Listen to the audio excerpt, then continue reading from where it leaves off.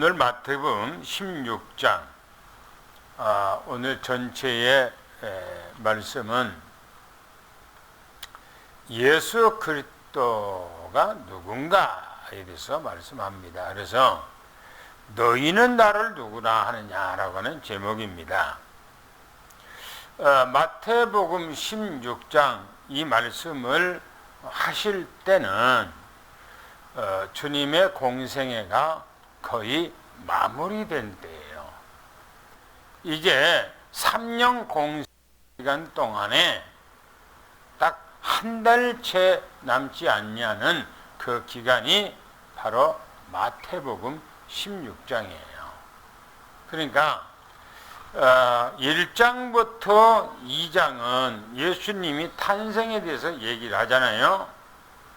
그러면 3장부터 16장까지는 예수님의 공생의 3년 내용이 그 안에 들어있어요. 3년 내용이. 17장부터는 이제는 한 달 채 남기지 않고 갈릴리에서 이제는 예루살렘으로 올라가는 그 과정들을 얘기를 하죠. 그래서 오늘 이 내용 고백은 주는 그리스도시요 살아계신 하나님의 아들입니다 라고 하는 이 고백은 영세 전에 예정이 됐어요. 영세 전에. 이 고백이 영세 전에 예정됐던 이 예정이 고백으로 오늘 나타난 겁니다. 우리가 주는 그리스도시요 살아계신 하나님의 아들입니다 라고 고백한 그 고백 속에는 영세 전에 예정된 그 고백이 우리가 하고 있는 거예요. 엄청난 거죠. 예수님께서 오셔서 공생의 생활 이제 마지막을 향해서 예루살렘으로 올라가게 돼 있어요. 그러면 예수님은 예루살렘에 올라가면은 자기가 대속의 어린 양으로 십자가에 이제 매달려서 돌아가실 것을 말씀한 내용이 앞으로 내용이 전개가 되어집니다. 그래서 오늘은 예수님께서 갈릴리 그 사역에서 이제는 얼마 남지 않은 것을 예수님께서 아시고 이제 가이사라 필리포 지역으로 제자들을 데리고 갔던 것입니다. 거기서 무슨 일이 일어났는가 하는 것을 말씀하는데요. 1절부터 12절 말씀까지 보면은 바리새인들과 사두개인들이 예수님 앞에 찾아왔어요. 와서 우리에게 표적을 보여주옵소서라고 얘기하죠.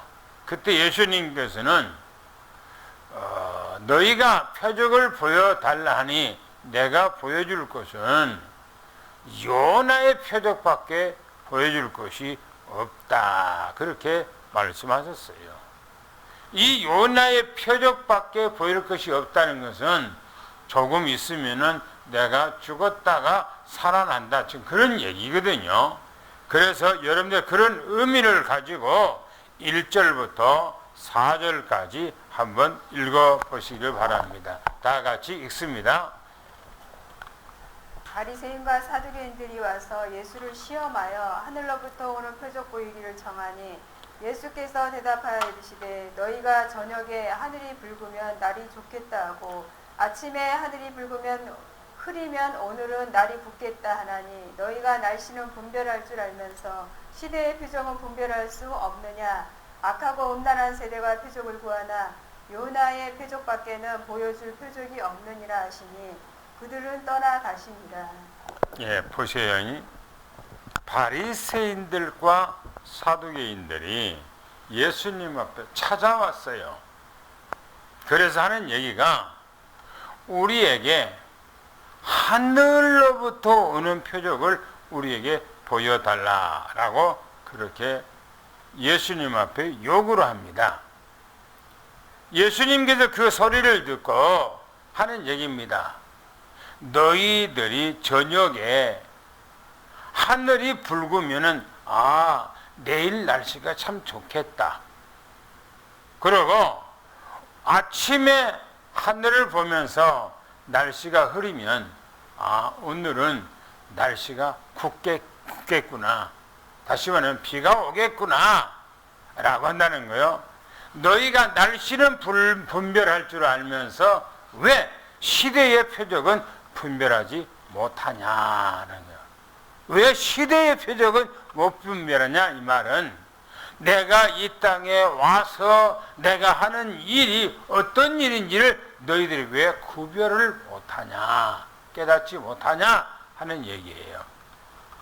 그리고 악하고 음란한 세대라고 해요. 악하고 음란한 세대. 이 말은 악하다는 말은 바리새인들과 사두개인들이 얼마나 사악한가 하는 것을 얘기하고 있고, 음란하다고 하는 것은 하나님을 섬긴다면서 하나님을 섬기지 않고 다른 것을 섬긴다는 거예요. 영적인 간음자들이라고 얘기하고 있어요. 영적인 간음자.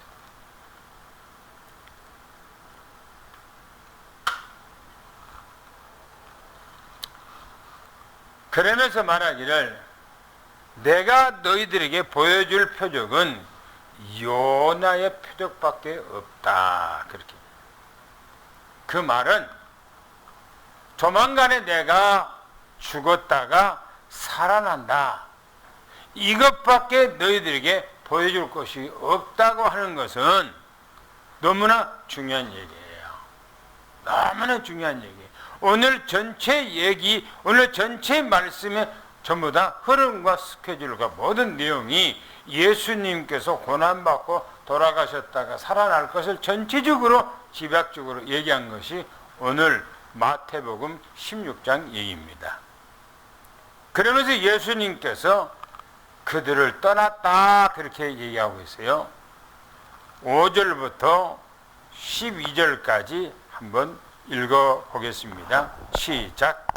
제자들이 건너편으로 갈새 떡 가져가기를 잊었더니 예수께서 이르시되 삼가 바리새인과 사두개인들의 누룩을 주의하라 하시니 제자들이 서로 논의하여 이르되 우리가 떡을 가져오지 아니하였도다 하거늘 예수께서 아시고 이르시되 믿음이 작은 자들아 어찌 떡이 없으므로 서로 논의하느냐 너희가 아직도 깨닫지 못하느냐 떡 5개로 5,000명을 먹이고 주운 것이 몇 바구니며 떡 7개로 4,000명을 먹이고 주운 것이 몇 광줄이었는지를 기억하지 못하느냐 어찌 내 말한 것이 떡에 관함이 아닌 줄을 깨닫지 못하느냐 오직 바리새인과 사두개인들의 누룩을 주의하라 하시니 그제서야 제자들이 떡의 누룩이 아니요 바리새인과 사두개인들의 교훈을 삼가라고 말씀하신 줄을 깨달으니라.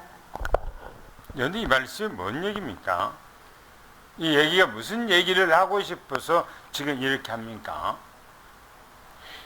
바리새인들과 사두개인들이 예수님 앞에 찾아와서 질문했을 때에 요구했을 때 예수님께서 요나의 표적 외에는 너희들에게 보여줄 표적이 없느니라 라고 그들에게 해줬어요.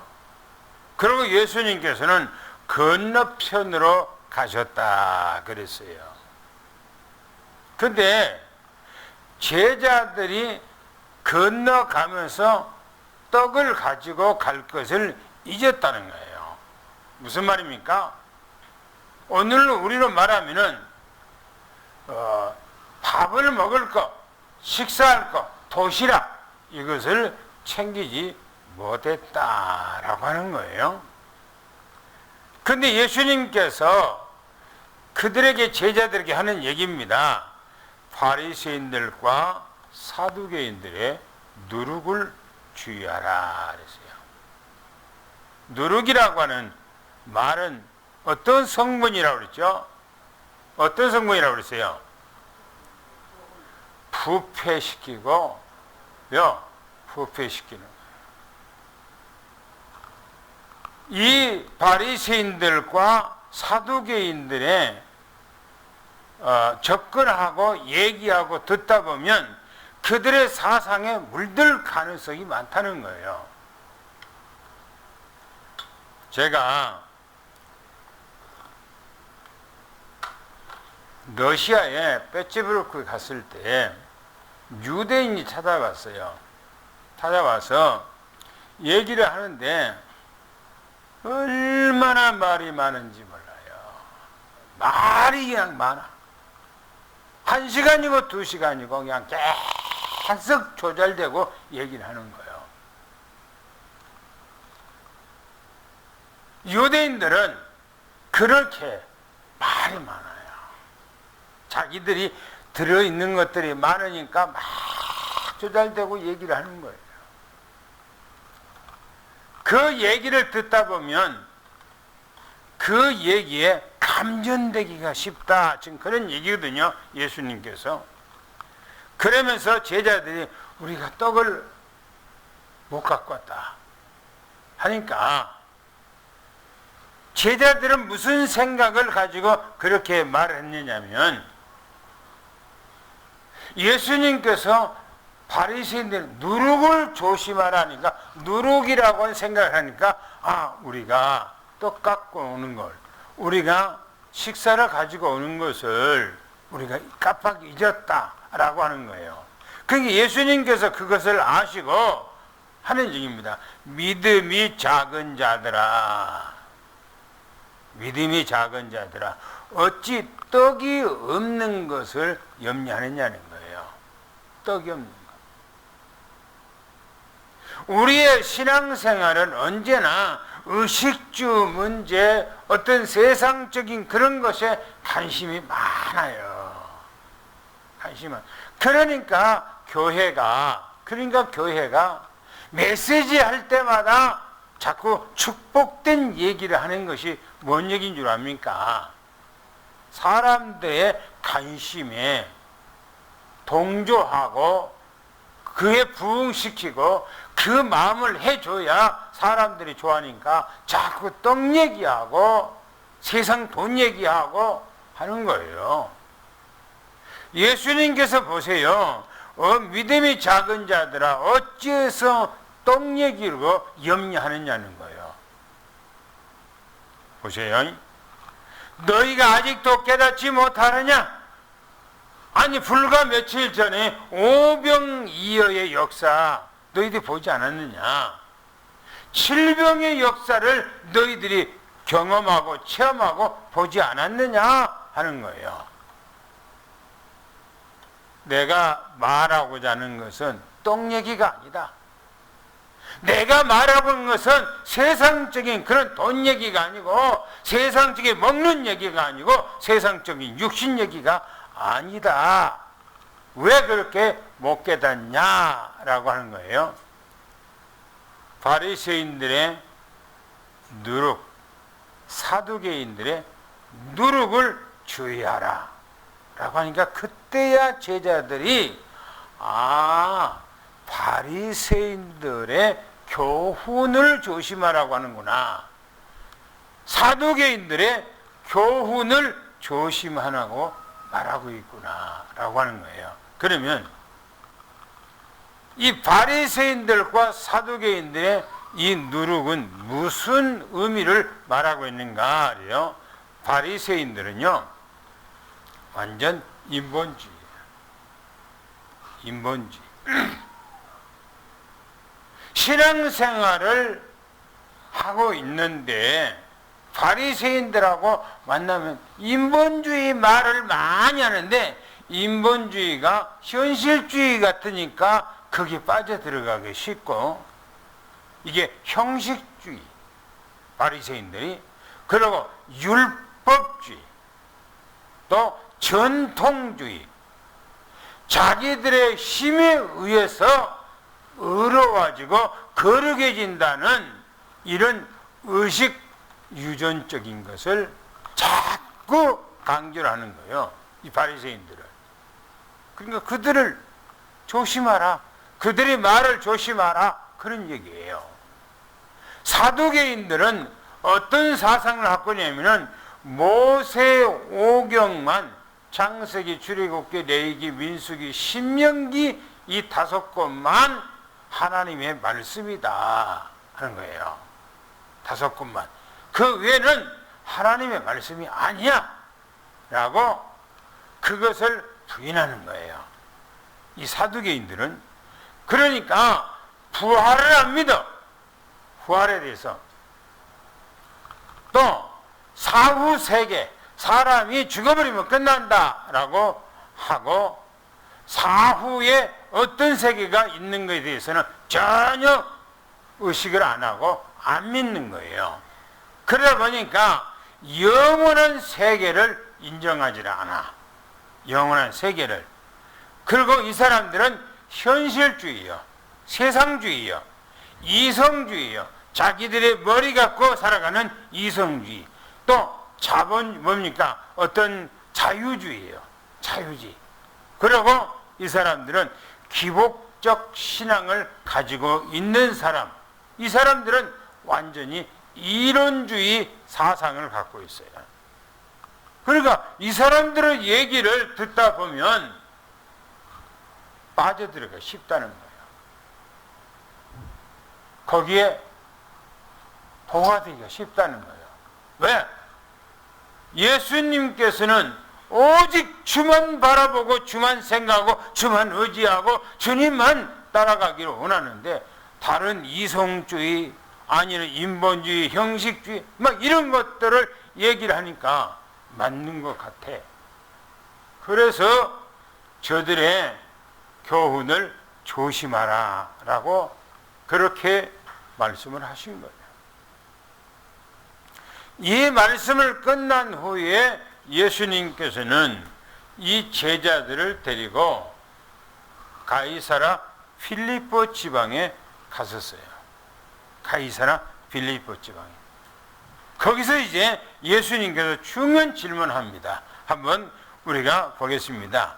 이 13절부터 14절까지 한번 읽어보겠습니다. 시작. 예수께서 빌립보 가이사라 지방에 이르러 제자들에게 물어 이르시되 사람들이 인자를 누구라 하느냐 이르되 더러는 세례 요한 더러는 엘리야 어떤 이는 예레미야나 선지자 중에 하나라 하나이다. 이 말씀은요, 예수님께서 3년 동안 공생의 생활을 하고 있을 때 사람들의 평판이에요. 예수님을 향해서 평판이 어떻게 입에 오르내리는가 하는 거예요. 예수님에 대해서입니다. 가이사라 필리포라고 하는 것은 가이사라는 로마 황제 이름을 따서 가이사라 그랬어요. 또 빌립이라고 하는 것은 헤롯 대왕이 죽고 난 후에 그 아들들에게 그 땅을 쪼개서 분배시켜서 통치하도록 했어요. 분봉왕이라고 그래요.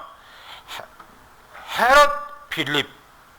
이 헤롯 빌립이라고 하는 사람이 가이사라 황제 이름을 붙이고 자기 이름을 뒤에다가 추가시켜서 가이사라 빌립보 지역 그렇게 그 지역의 이름을 붙여놨어요.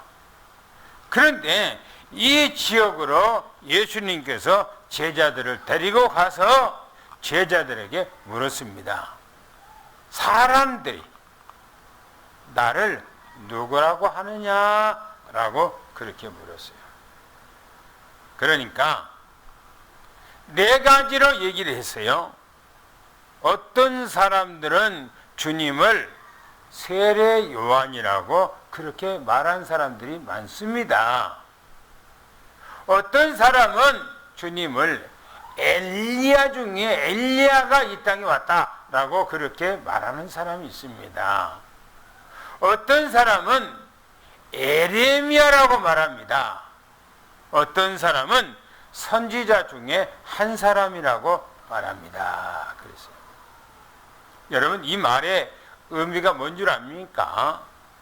세례 요한입니다 라고 했을 때는 율법 율법주의입니다 라고 하는 거예요. 율법주의. 예수님께서 세례 요한의 성향이 없습니까? 있지요. 예수님께서 성전에 들어가서 장사하는 사람들을 그릇을 엎고 짐승들을 내쫓고 사람들을 해치려 쫓아냈잖아요. 이걸 보고 바로 세례 요한이 환생했다. 세례 요한이다. 성경 우리가 지난번에 얘기했습니다마는 헤롯도 예수님의 소식을 듣고 세례 요한이 환생했다라고 했잖아요. 바로 세례 요한으로 본 거예요.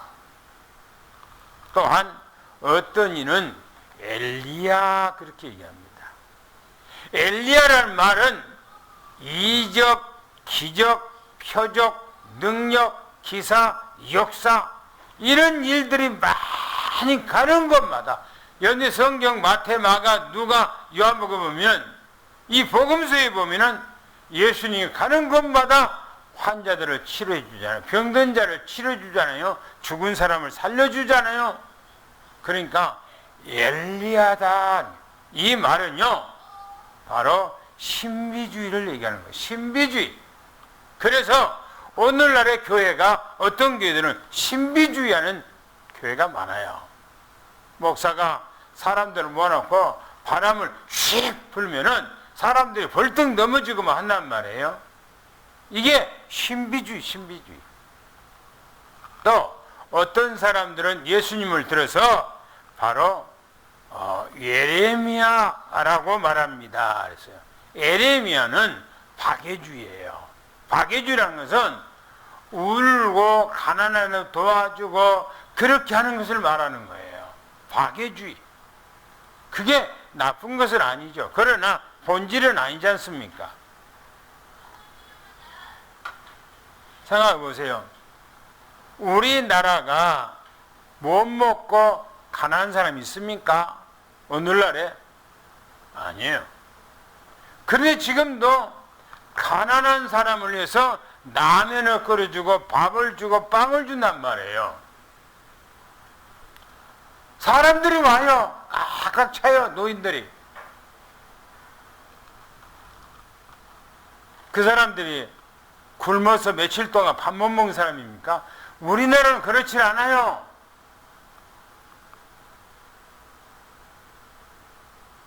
여기 우리나라 사람, 노인들, 굶은 사람들 얼마나 있습니까? 안 그래요. 노인정에 가면은 밥 3끼 다 준다는 거예요. 또, 기초연금 주잖아요. 그리고 나이가 요즘에 70이 넘어버리면 뭡니까? 버스표도 그냥 줘요. 열차도 타고 다니라고 그냥 공짜로 타게 다니래요. 열차를. 버스 공짜예요. 대전 아무리 돌아다녀도 공짜예요. 예수님을 박해주의로 생각하는 거예요. 또 어떤 이는 바로 선지자 중에 하나입니다. 선지자라는 말은요 무슨 말이냐면 예수님께서 가는 곳마다 말씀을 전하잖아요. 그러니까 오늘날에 말하면 사경에 신비주의도 안 하고 박해주의도 안 하고 율법도 안 하고 오직 사경을 통해서 말씀을 가리킨다 그렇게 말하는. 복음이 없는 건 의미가 없어요. 그리스도가 없는 건 의미가 없어요. 아무리 예수님을 세례 요한이라고 해도 엘리야라고 해도 에레미야라고 해도 선지자라고 해도 예수님을 잘 못 본 겁니다. 구원이 없어요. 그런데 예수님께서 제자들에게 묻습니다. 그러면 너희들은 나를 누구라고 믿냐라고 물어요. 너희들은 나를 누구라고 믿냐 이렇게 묻습니다. 한번 읽어보겠습니다. 15절부터 20절까지를 한번 읽어보겠습니다. 15절부터 20절까지 시작. 이르시되 너희는 나를 누구라 하느냐? 시몬 베드로가 대답하여 이르되 주는 그리스도시요 살아계신 하나님의 아들이십니다. 예수께서 대답하여 이르시되 바요나 시몬아 내가 복이 있도다. 이를 내게 알게 한 이는 혈육이 아니요 하늘에 계신 내 아버지시니라. 또 내가 내게 이르노니 너는 베드로라. 내가 이 반석 위에 내 교회를 세우리니 음부의 권세가 이기지 못하리라. 내가 천국 열쇠를 내게 주리니 내가 땅에서 무엇이든지 매면 하늘에서도 매일 것이요 내가 땅에서 무엇이든지 풀면 하늘에서도 풀리리라 하시고 이에 제자들에게 경고하사 자기가 그리스도인 것을 아무에게도 이르지 말라 하시니라. 제자들에게 물었어요. 그러면 너희들은 나를 누구라고 믿냐라고 물었어요. 그때에 베드로가 주님에 대해서 정확하게 얘기합니다. 주는 그리스도시요 살아계신 하나님의 아들이십니다. 여러분 이 말씀을 고백했을 때 예수님께서는 탐복하세요. 바요나 시몬아 네가 복이 있도다 하는 거예요. 아무리 세례 요한이라 엘리야라 에레미야라 선지를 할지라도 예수님께서는 아무 말씀 안 하셨어요. 주는 그리스도시요 살아계신 하나님의 아들입니다 라고 고백하는 베드로의 네가 복이 있도다. 네가 고백한 것은 혈육이 아니래요. 네가 똑똑해서 네가 잘나서 네가 영특해서 고백한 것이 아니라요. 누가요? 하늘에 계신 내 아버지가 그렇게 허락했느니라. 이 말은 하나님께서 너에게 은혜를 주어서 고백한 것이다 이 말이에요. 우리가 주님을 고백한 것은 내가 영특해서 잘나서가 아닙니다. 주님의 은혜예요. 값없이 주신 은혜. 할렐루야. 그런데요 네가 복이 있도다 라고 하는 이 복 속에는 세 가지가 딱 들었어요. 세 가지 복. 첫째는 이 반석 위에 내 교회를 세우리니 그랬어요. 이 반석이라고 하는 말은 바로 예수 그리스도 이름입니다. 이 이름 위에다가 내 교회를 세우겠다라고 말씀하셨어요. 여러분, 이스라엘 백성들은 모세가 허락한 그 말씀을 토대로 솔로몬을 통해서 이 땅에다가 성전을 지어서 그곳에서 피제사를 피제사를 통해서 그들은 제사함을 받는다고 생각하고 피제사를 드립니다. 그러나 성경에서 분명히 얘기합니다. 시편 118편 20절부터 24절까지 보면은 건축자들이 버린 돌이 진 모퉁이 돌이 되었다 그렇게 말하고 있어요. 예수 그리스도 그 모퉁이 돌이 바로 뭐냐? 이 반석이에요. 이 반석 위에다가 새 교회를 하겠다는 거예요. 그래서 예수님이 십자가에 못 박아 돌아가신 이후에는 오순절 마가다락방을 통해서 새 교회가 세워진 거예요. 그게 예수 그리스도예요. 할렐루야. 오늘 우리는 내 믿음의 집을 지어야 됩니다. 예수 그리스도 이름으로. 할렐루야. 내 가정에 집을 지어야 돼요. 누구 이름으로? 예수 이름으로. 내 사업장, 내 직장, 모든 현장에 바로 예수 그리스도 이름으로 지어야 돼요. 할렐루야. 요즘에 우리 교단에서는 플랫폼 파수망대 안테나 얘기합니다. 무슨 얘기입니까? 플랫폼이라고 하는 말은 내가 내 안에, 우리 가정 안에, 내 사업장 안에 그리스도로 교회를 짓는 거예요. 내 안에 그리스도. 다시 말하면 오직 그리스도. 할렐루야. 오직 그리스도가 돼야 돼요. 이걸 플랫폼이라고 해요. 그러면 내가 그리스도로 완전히 플랫폼이 되어서 하면은 내가 파수망대가 되는 거예요. 다시 말하면은 우리 삼성교회가 이 지역의 플랫폼 됐단 말이에요. 이 지역에서 이 교회가 얼마입니까? 파수망대예요. 그리스도만 전가는 파수망대. 할렐루야.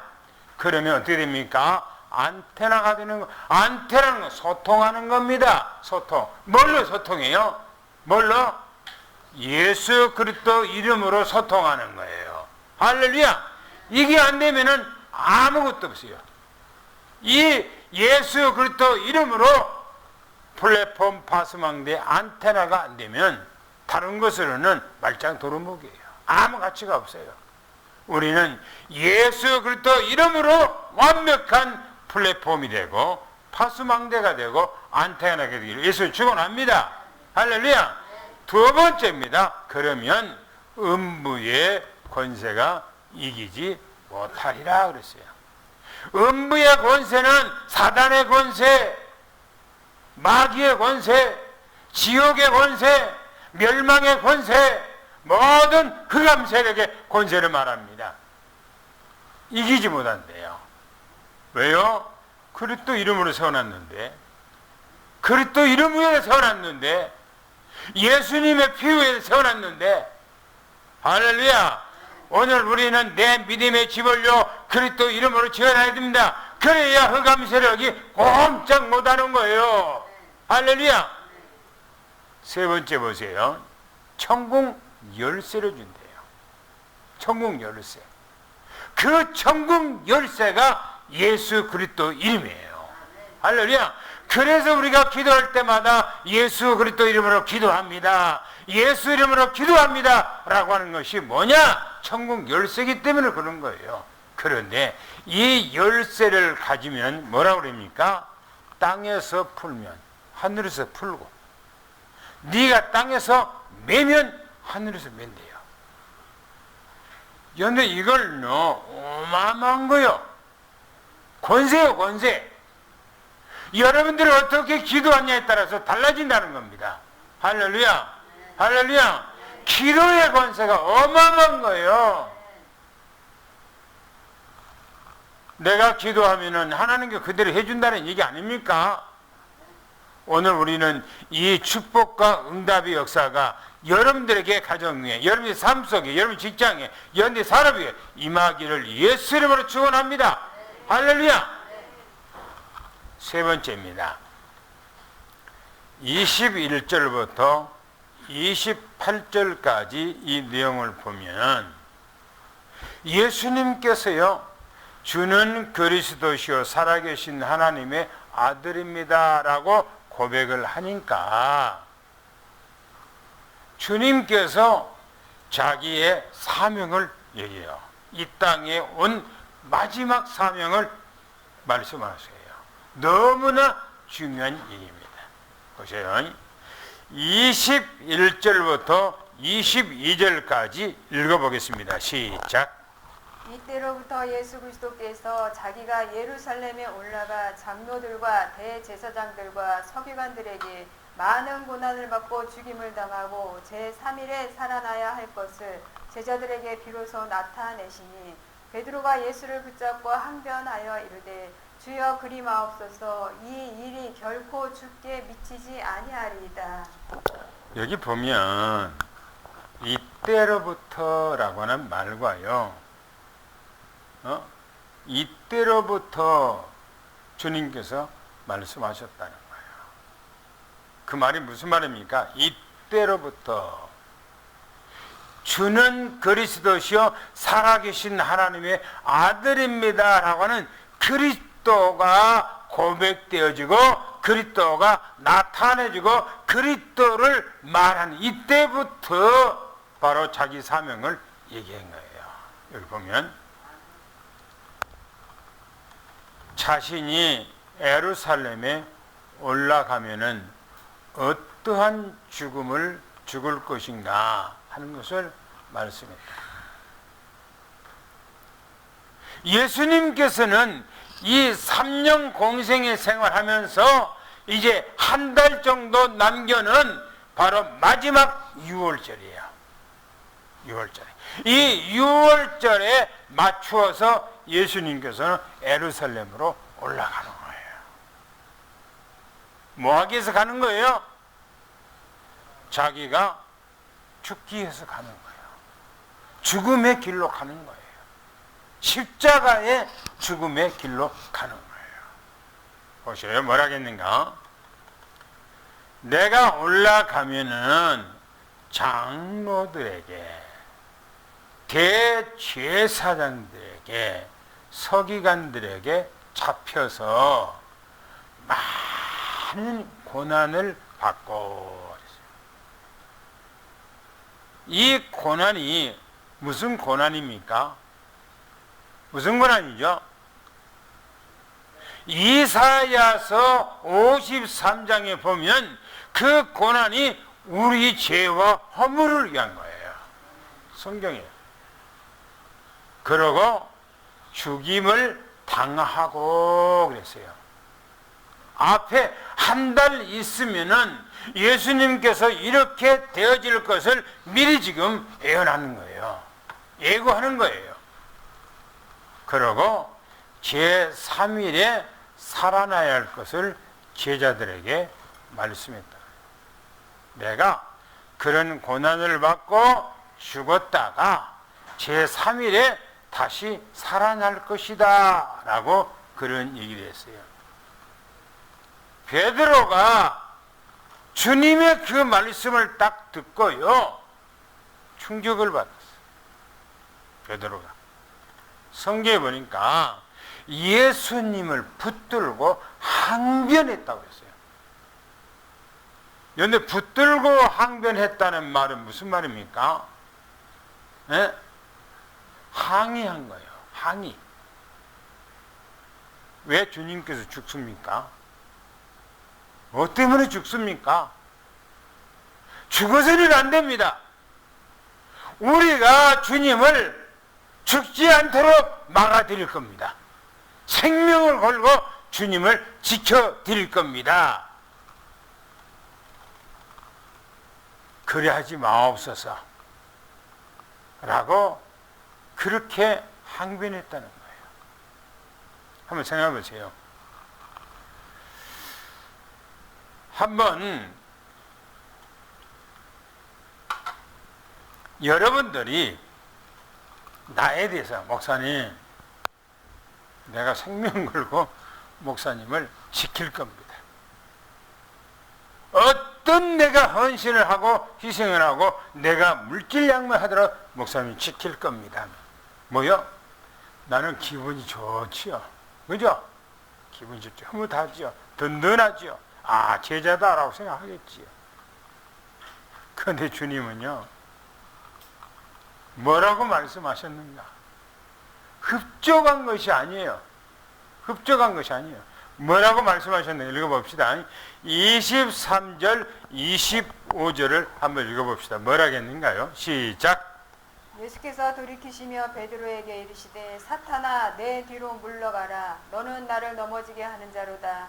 내가 하나님의 일을 생각하지 아니하고 도리어 사람의 일을 생각하는도다 하시고, 이에 예수께서 제자들에게 이르시되 누구든지 나를 따라오려거든 자기를 부인하고 자기 십자가를 지고 나를 따를 것이니라. 누구든지 제 목숨을 구원하고자 하면 잃을 것이요 누구든지 나를 위하여 제 목숨을 잃으면 찾으리라. 너무너무나 중요한 일. 너무나 중요한 일. 예수님께서 베드로가 예수님을 붙들고 항의를 하고 항변할 때에 예수님께서는 베드로에게 사탄아 물러가라. 사탄아 내 뒤로 물러가라. 너는 나를 넘어지게 하는 자로다. 나를 실족하게 하고 내 사명을 감당하지 못하게 만드는 사단이로다 라고 말하는 거예요. 너무너무나 중요한 얘기예요. 이렇게 말합니다. 하나님의 일을 생각지 아니하고. 하나님의 일은 뭡니까? 영세 전에 예정된 하나님의 계획이에요. 이 계획을 이루기 위해서 창조도 하셨고, 이 계획을 이루기 위해서 수많은 선지자를 통해서 예언의 말씀을 주셨어요. 그 하나님의 영세전에 예정된 그 계획을 이루기 위해서 예수님이 이 땅에 오셨어요. 그런데 그 일을 네가 막아? 못하게 네가 지금 앞에서 막고 있어. 그런 얘기입니다. 그러고 사람의 일만 생각하는도다. 육신적인 생각만 하는도다 라고 하는 거예요. 육신적인 생각. 이에 예수님께서 제자들에게 말씀하기를 누구든지 나를 따라오려거든 그랬어요. 주님을 따라오려거든 자기를 부인하고 자기 십자가를 지고 예수님을 따라야 합니다. 예수님을 온전히 따르려면 나를 내려놔야 돼. 나를 내려놔야 돼. 내려놓고 내게 주신 하나님의 그 사명, 이 사명은 생명보다 귀한 거예요. 그러면서 말하기를 누구든지 자기 목숨을 구원하고자 하면 잃을 것이라. 육신적 생각을 하고 육신적인 아니란 것을 생각하고 육신적인 것을 생각하고 그걸 따라간다면 분명히 멸망받을 것이다 라고 하는 거예요. 그러나 누구든지 자기 목숨을 내어놓고 오직 자기를 내어놓고 자기 십자가를 지고 주님을 죽지 살기 따라간다면 그 사람은 영원한 구원을 얻을 것이다. 영원한 생명을 얻을 것이다 라고 말씀하셔요. 그러면서 마지막에는 결론적인 것을 말을 하고 있어요. 26절, 28절 말씀을 한번 읽어보겠습니다. 이건 결론이에요. 시작. 사람이 만일 온 천하를 얻고도 제 목숨을 잃으면 무엇이 유익하리요? 사람이 무엇을 주고 제 목숨과 바꾸겠느냐? 인자가 아버지의 영광으로 그 천사들과 함께 오리니 그때에 각 사람이 행한 대로 갚으리라. 진실로 너희에게 이르노니 여기서 있는 사람 중에 죽기 전에 인자가 그 왕권을 가지고 오는 것을 볼 자들도 있느니라. 이건 최종 결론적인 말씀을 하신 내용인데요. 사람이 온 천하를 얻었어. 그런데 자기 목숨을 잃어버리면 온 천하가 무슨 의미가 있어요? 여러분들 오늘날에 정치인들 보세요. 얼마나 허세를 부립니까? 오만 가지 더럽고 추악한 것으로 자기를 다 포장하고 그것을 위해서 쫓아가는 거예요. 연이요. 사람은 잠깐이면 죽습니다. 잠깐이에요. 온 천하를 얻고도 자기 목숨을 잃은다면은 그 무슨 가치가 있어요, 그게? 명예가 무슨 소용이 있고, 돈이 무슨 소용이 있고, 세상에 어떤 권력이 무슨 힘이 있습니까? 무슨 의미가 있어요? 인류 역사 속에 모든 사람들이 다 죽었잖아요. 세상을, 천하를 통일하고 세상을 호령한 사람들 다 죽었어요. 보세요. 사람이 무엇으로 자기 목숨을 바꾸겠는가? 뭘 바꾸겠느냐? 무엇으로?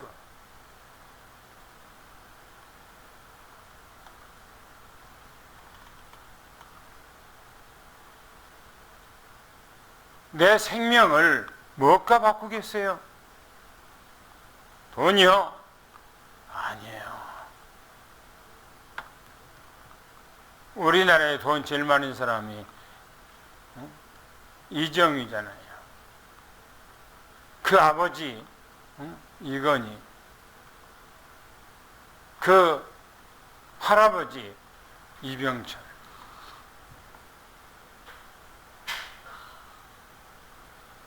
죽을 때 병원에서 있는데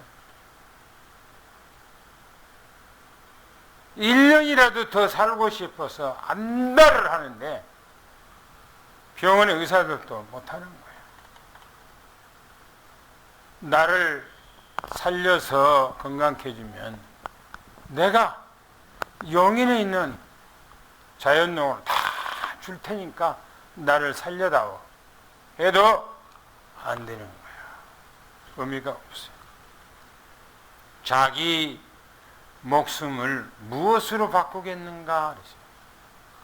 그러면서 말합니다. 인자가 아버지 영광으로 올 때 그랬어요. 재림이죠. 재림. 이 세상은 시작이 있으면 끝이 있어요.